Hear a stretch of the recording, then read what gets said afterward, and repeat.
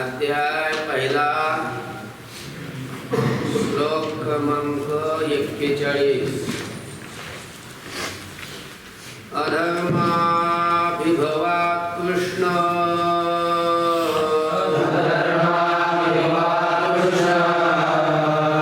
प्रदुष्यन्ति कुलस्त्रियः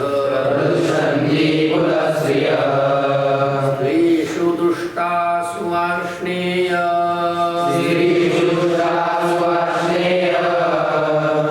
जायते वर्णसंकरः अधर्माभिभवात् कृष्ण प्रदुष्यन्ति कुलस्त्रियः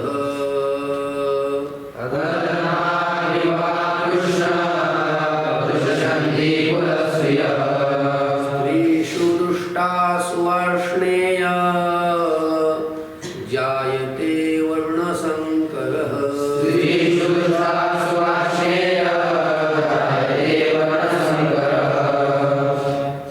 पदच्छेद बघा. अधर्म अभिभवात् कृष्ण प्रदुष्यन्ति कुलस्त्रियः स्त्रीषु दुष्टासु वार्ष्णेय जायते वर्णसंकरः. आलं का? काय विषय चालू आहे? कालचं केलं का चिंतन? हा, श्लोक पाठ केले, अनुवाद पाठ केला. तर विषय हा चालू आहे की आपल्या स्वजनांना पाहिल्यानंतर अर्जुनाला त्या स्वजनाविषयीची करुणा अंतःकरणामध्ये निर्माण झाली आणि अर्जुनाची अशी विपन्न परिस्थिती झाली की अर्जुन म्हणतोय की या स्वजनांना पाहून माझी अशी स्थिती झाली. सीदंती मम गात्राणि मुखांचे परिशुष्यती. हे का नाही? सगळे अवयव शिथिल होत आहेत, तोंड कोरड पडत आहे, माझ्या हातातून गांडीव धनुष्य गळून पडत आहे, माझ्या अंगावर रोमांच निर्माण होत आहे, कंप निर्माण होत आहे, माझं मन भ्रमित झालेलं आहे आणि मला उभं राहण्याची सुद्धा शक्ती राहिली नाही. मी उभा राहण्याकरता सुद्धा समर्थ नाही. आणि ही सगळी या युद्ध करण्याने सगळी विपरीतच लक्षणं दिसायला लागली. विपरीत म्हणजे उलटी, म्हणजे युद्ध काहीतरी आपलं कल्याण हो म्हणून करायचं आहे, पण ही कल्याण तर काही या युद्धामध्ये दिसत नाही. स्वजनांना मारून भावाला, चुलत्याला, आजोबाला, मामाला, पोरांना, नातवांना मारून कुठं कल्याण होत असते? त्यांना काही कल्याण होणार आहे? कल्याण दिसत नाही. सगळी भिवंडी दिसायची. काय दिसत नाही? कल्याण होईल असं काही दिसत नाही. त्यामुळं मला विजयही लागत नाही. म्हणजे युद्ध करायचं, विजय मिळवायचा, यांना मारून, आणि ते विजय घेऊन काय करायचं? राज्य मिळवायचं. ते राज्य कोणासाठी मिळवायचं? भोग मिळवायचे. ते भोग कोणासाठी मिळवायचे? आणि ज्यांच्यासाठी मिळवायचे ते तर समोर युद्धात उभे राहिले. देशामध्ये कांक्षितं भवति भोगसुखानि च तयमेव स्थिता युद्धे प्राणान् त्यक्त्वा धनानि. त्याच्यामुळं मला या लोकातलं राज्य तर नाही, पण परलोकातलंही राज्य दिलं, त्रैलोक्याचं राज्य जरी दिलं तरीही मी यांना मारू इच्छित नाही. तान्न हन्तुमिच्छामि न तु त्यांनी मला मारलं, मला मारायला लागले हातात शस्त्र घेऊन, आणि तरीसुद्धा, आणि मला त्रैलोक्यात जरी मिळत असलं तरीसुद्धा मी यांना मारू इच्छित नाही. तर मग एवढ्या पृथ्वीच्या राज्याकरता मी यांना मारेल काय? मारेल? आणि आम्ही यांना मारण्याकरता योग्यच नाही, कारण हे पापी आहे. आणि पापी लोकांना मारल्यानंतर काय भेटेल आम्हाला? एखादा श्रीमंत माणूस त्याला ठोकलं काय भेटतं? त्याच्याजवळ धन मिळतंय.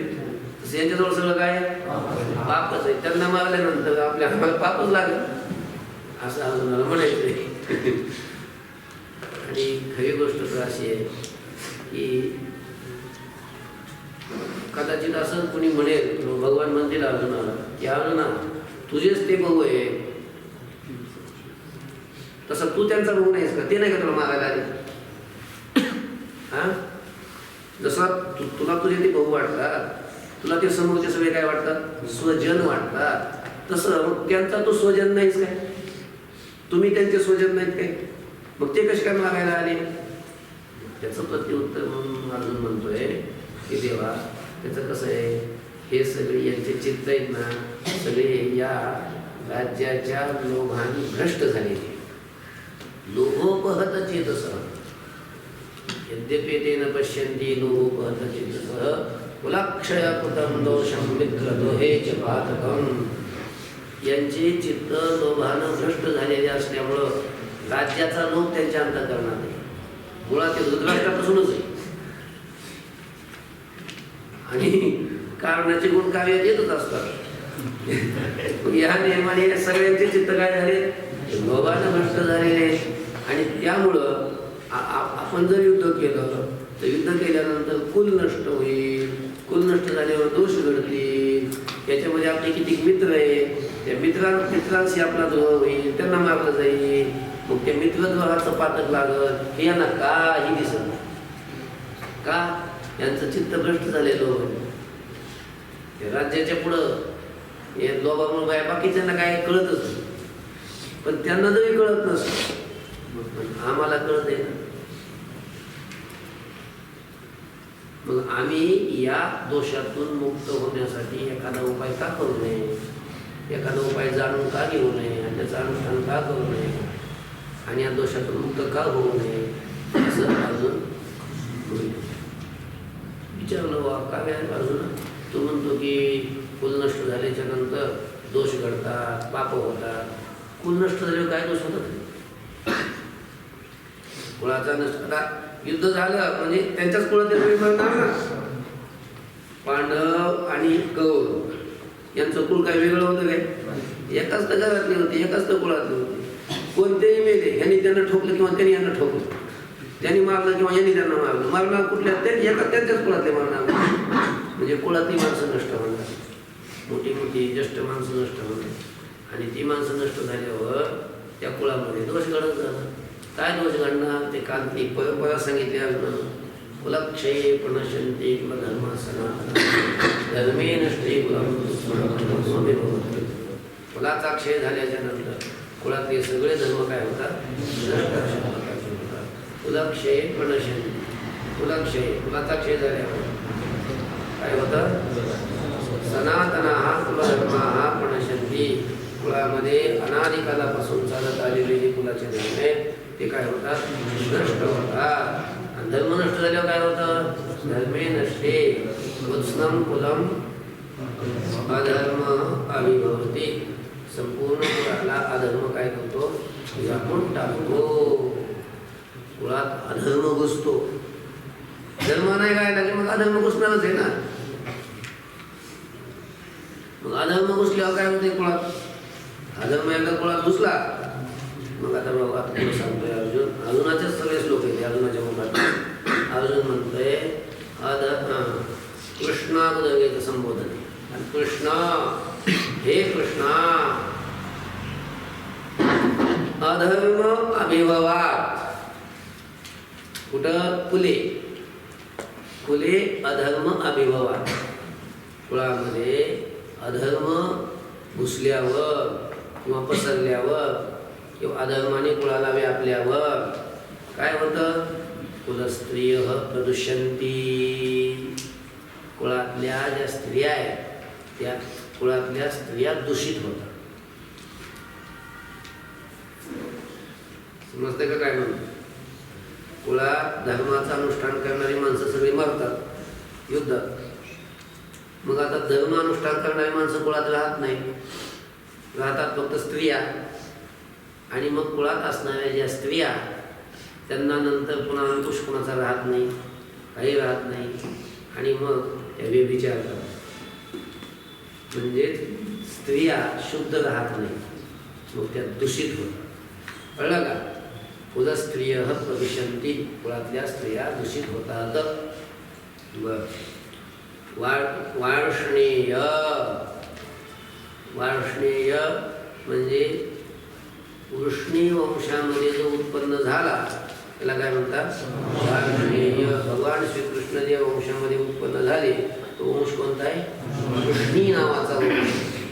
कोणता? वृष्णी. आणि त्या वृष्णी वंशामध्ये भगवान श्रीकृष्णाचं प्राकट्य झालं, भगवान श्रीकृष्णाचा जन्म झाला, म्हणून भगवान श्रीकृष्णाला काय म्हणतात? वार्ष्णेय. हे वार्ष्णेय हे संबोधन आहे. हा स्त्रीषु दुष्टासु, आणि स्त्रिया एकदा दूषित झाल्या. स्त्रिया दूषित होणं म्हणजे काय? त्या व्यभिचार करायला लागल्या की मग त्यांना होणारी पुढची संतती ती कुणाची काय नाही, मग शुद्ध निर्माण होईल. काय? संकरित, म्हणजेच वर्णामध्ये काय होईल? संकर निर्माण अशा प्रकारचा होईल. स्त्रीषु दुष्टासु, स्त्रिया दूषित झाल्या असता वर्णसंकर जायते, वर्णामध्ये काय होतो? संकर निर्माण होतो. त्याला वर्णसंकर म्हणतात. म्हणजे वर्ण शुद्ध राहत नाही. कळलं का? हॅबिट संतती निर्माण होते.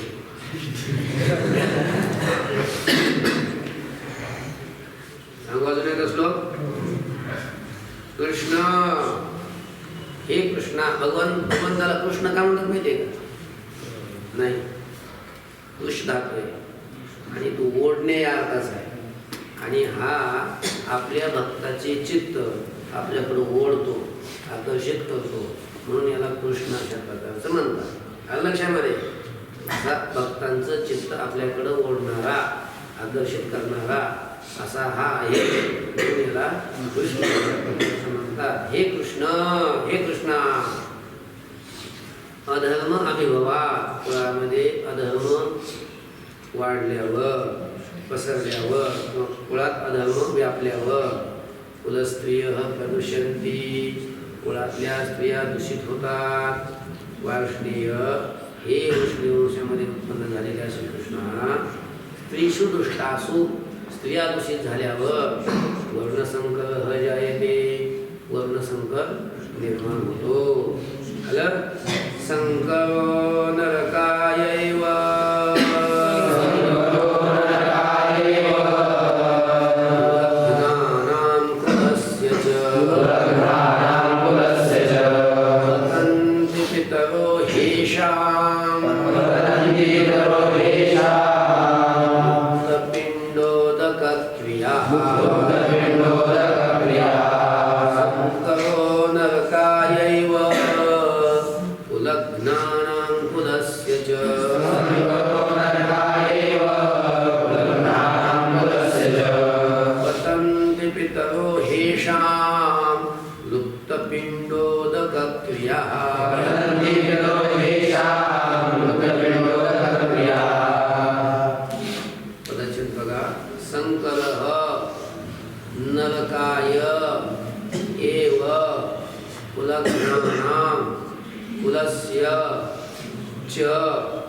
पतन्ति पितरः हि येषां लुप्तपिण्डोदकक्रियाः.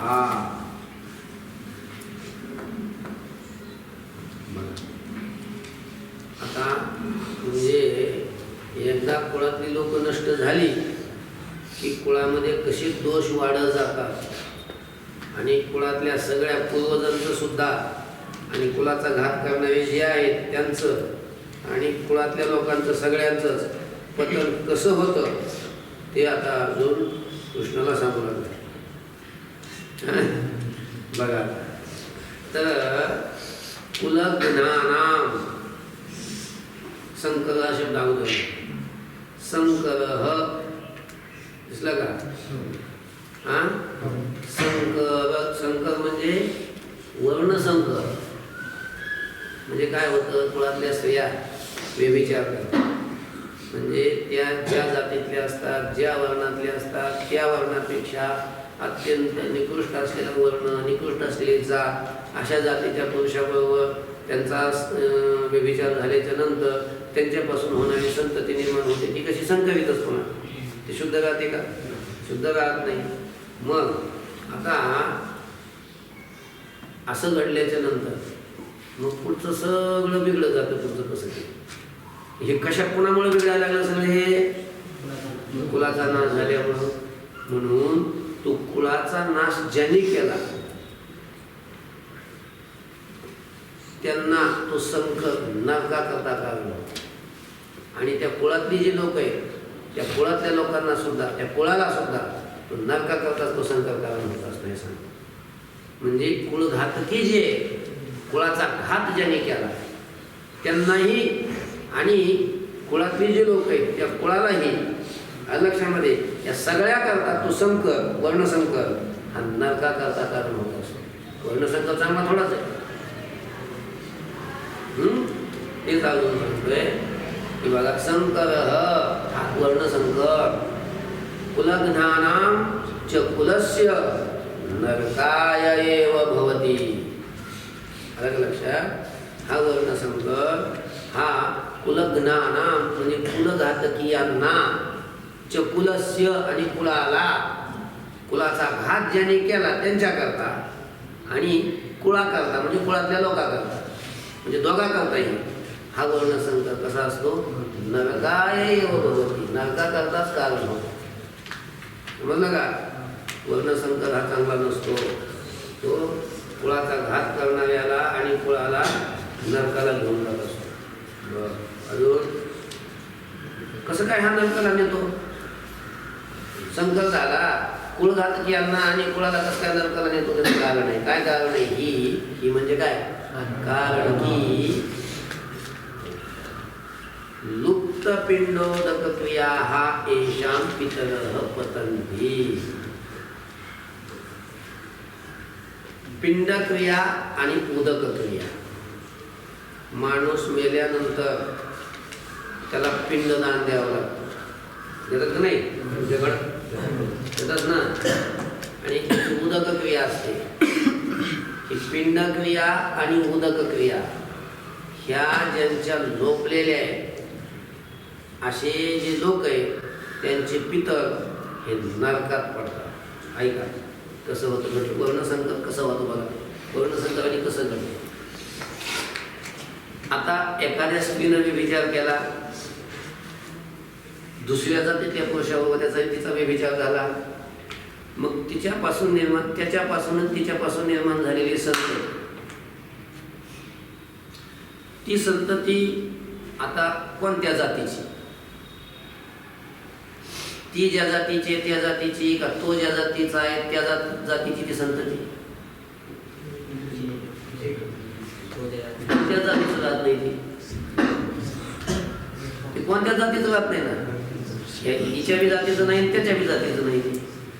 ही संतती ते जे आपत्य निर्माण होतं ते आपत्य कोणत्या जातीचं राहत. मग नंतर पुढं त्यांनी जे आचरण करायचं, त्यांनी ज्या धर्माचं पालन करायचं ते कोणत्या धर्माचं पालन करायचं? हिच्या कुळात जे धर्म होते त्या धर्माचं पालन करायचं का त्याच्या कुळात जे धर्म होते त्या धर्माचं पालन करायचं? मग भानगड अशी होते, तो ह्या बी कुळा धर्माचं, या कुळाच्या धर्माचं पालन करत नाही, त्या कुळाच्या धर्माचंही पालन करत नाही. समजतंय का? म्हणजे कुळातले धर्म पुन्हा पुढं ते जसे मागून चालत आले होते ते चालत नाही, ते नष्ट होऊन जातात. समजलं कसे कुळ धर्म नष्ट व्हायला लागले? कारण तो एकाचा नाही राहिला, एका कुळातला राहिला नाही ना तो. समजला का? बरं, जाऊ द्या, कुळ धर्म तर नष्ट झाले, पण नंतर याचे जे पूर्वज आहेत म्हणजे ही त्याची आई, त्याची स्त्री, ती स्त्री जी होती ती ज्या कुळात होती त्या कुळातले त्यांचे मेलेले जे पूर्वज आहेत त्यांना हा पिंडदान देत नाही, ते उदक क्रिया करत नाही. अलग लक्षात. आणि तो जो पुरुष होता ज्या पुरुषावर हिनं विचार केला त्याच्या कुळातले जे त्यांना पण पिंडदान नाही, उदक क्रिया नाही. म्हणजे जे पूर्वज आहेत त्या पूर्वजांना जे पिंडदान मिळत होतं, जी उदक क्रिया मिळत होती, पुढं हा वर्णसंकर झाल्यावर दोष काढल्यानंतर कुळातली माणसं नष्ट झाल्यानंतर पुन्हा ही जी पूर्वजांना जी उदक क्रिया आणि पिंडक्रिया चालू होती ती बंद पडली, लोपते. मग ती लोपली की स्वर्गात गेलेले पितर सुद्धा त्यांची पुन्हा नरकात काय होतात, नरकात अशा प्रकारचे पडतात. ज्या पितरांची पिंडक्रिया आणि उदकक्रिया लुप्त झालेली आहे लक्षामध्ये असे ते पितर काय होतात, नरकात पडतात. आलं बघा. तर लुप्त पिंडोदक क्रिया हा लोपलेली आहे पिंड आणि उदक क्रिया ज्यांची असे हे श्याम पितर यांचे हे पितर पतंती ते पडतात. कुठं पलगाव पडतात नरके पतंती. कुठलं पतंती, नरके पतंती, नरकात. समजला का तो पुस्तक घ्यायचा का. दोषैरेतैः कुलघ्नानां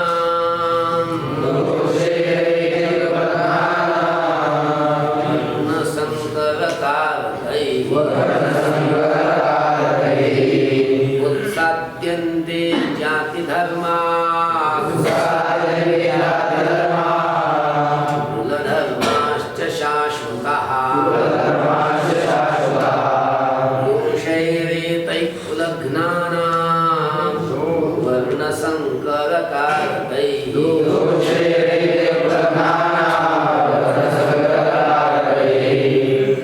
उत्साद्यन्ते जातिधर्मा कुलधर्माश्च शाश्वतः.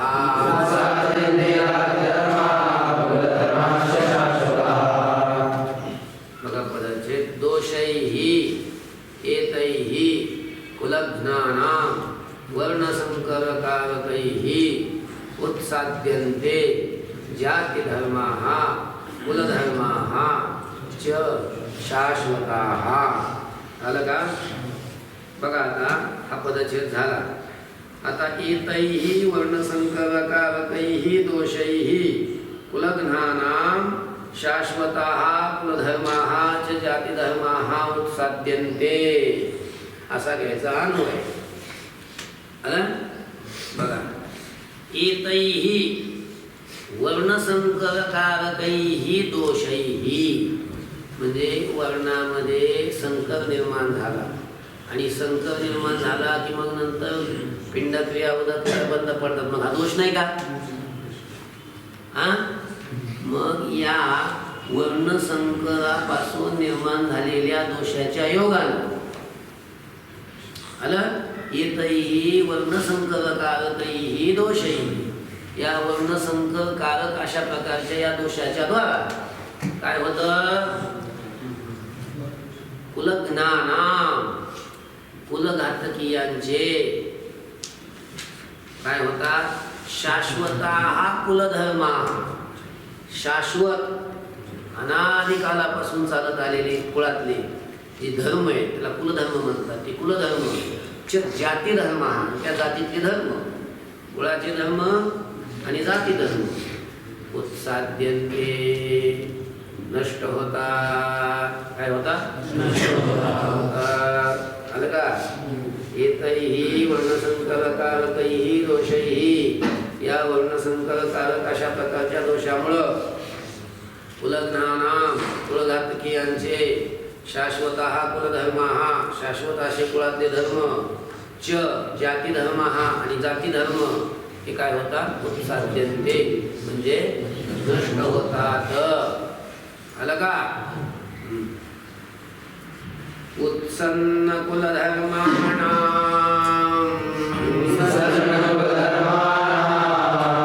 मनुष्याणां जनार्दन नरके नियतं वासो भवतीत्यनुशोषुमा उत्सन्न कुलधर्माणां मनुष्याणां जनार्दन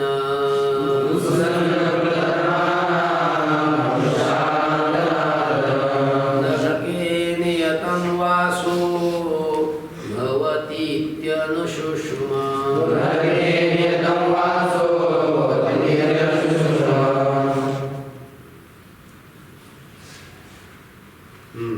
उत्सन्न कुलधर्माणां मनुष्याणां जनार्दन नरके अनियतं वासः भवति इति अनुशुश्रुमा. आलं का? आता अगोदर काय घ्यायचं? जनार्दन हा शब्द अगोदर घ्यायचा अन्वयामध्ये. का बरं रे? एकव्या पद आहे म्हणून है ना. जनार्दन एक आहे वाक्यामध्ये संबोधनात्मक अशा प्रकारचा जो शब्द असतो तो अगोदर घ्यायचा असतो. आणि जनार्दन हे संबोधन आहे विभक्ती. हे जनार्दन शब्दाचा अर्थ मला सांगितलं होतं मी. लक्षात आहे का तुमच्या? काय सांगितलं होतं? जनान आर्दयती. जनान नाम दुष्ट जनान आर्दयती हिनस्ती म्हणजे दुर्जनांचा हा नाश करतो म्हणून याला काय म्हणतात? जनार्दन. किंवा प्रलयाच्या वेळी सगळ्याच लोकांचा हा काय करतो? नाश करतो. जनार्दन. उत्सन्न कुलधर्माणां मनुष्याणां ज्या कुळातले धर्म नष्ट झालेले आहेत अशा मनुष्यांचा.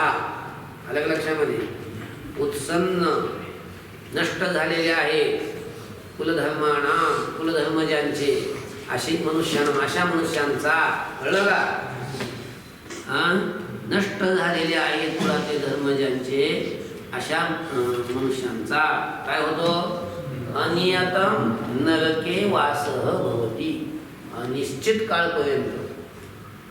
अनियतम नियत काळ नाही, अनियत अमर्याद काळापर्यंत, अनिश्चित काळापर्यंत नरके वासः भवति. नरकामध्ये त्यांचा वास होता. वास म्हणजे निवास. म्हणजे नरकात जाऊन राहतात कोण? ज्यांच्या कुळातले धर्म नष्ट झालेले आहेत अशी माणसं. कळलं का? अशा माणसांचा अशा मनुष्यांचा अनियतम म्हणजे अनिश्चित काळापर्यंत नरके वासः भवति. नरकामध्ये वास होतो. असं आम्ही इति म्हणजे असं अशा प्रकारे अनुशुश्रुम आम्ही असं श्रवण करत आलो आहोत, आम्ही ऐकत आलो आहोत, असं आम्ही ऐकलेलं आहे. असं कोण म्हणतंय? अर्जुन म्हणतो. अहो बत महत् पापं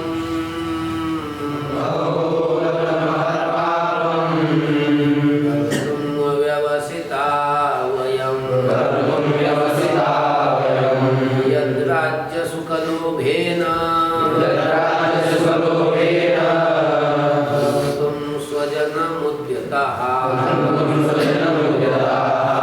अहो बत महत् पापं कर्तुं व्यवसिता वयं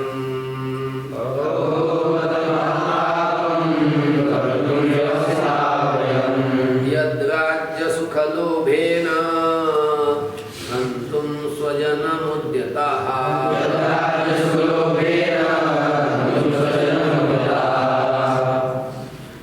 अहो बत महत् पापं कर्तुं व्यवसिताः वयं यत् राज्यसुखलोभेन हन्तुं स्वजनं उद्यताः. शब्दाची पोळ कळली? बघा आता जनार्दन, हे जनार्दन आणि मग खाली चालले अहोबत. तर अजून म्हणतोय अहोबत म्हणजे काय असते हे बत खेद, खेदवाचक शब्द आहे. खेद करतोय अजून. आम्ही किती मोठं पाप करायला तयार झालो, किती मोठं पाप करण्याचा निश्चय केलाय. म्हणजे आता यांना मारायचं म्हणजे कुळाचा नाशच होणार ना, आणि सगळं पाप घुसणार पुन्हा कुळात. हे सगळं अशा प्रकारचं अनर्थ घडणार.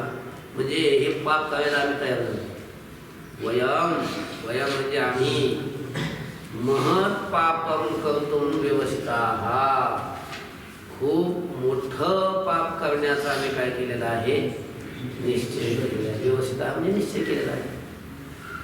अरे पाप करण्याचा थोडं नाही, मोठं पाप करण्याचा निश्चय केलेला आहे. कसं काय?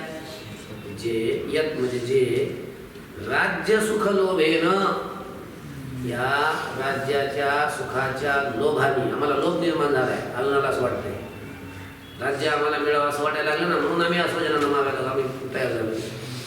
तर या राज्य सुख लोभाने स्वजनम हंतुम उद्यताः, स्वजनांना मारण्याकरता उद्यताः म्हणजे आम्ही तयार झालो आहोत. कळलं का? बघा अजून एकदा वयम म्हणजे अहोबत, अहोबत काय असते अरे अरे अरे अरे अरे. वयम म्हणजे आम्ही महत् पापून कर्तुं व्यवसिताः, फार मोठं पाप करण्याचा आम्ही निश्चय केलेला आहे.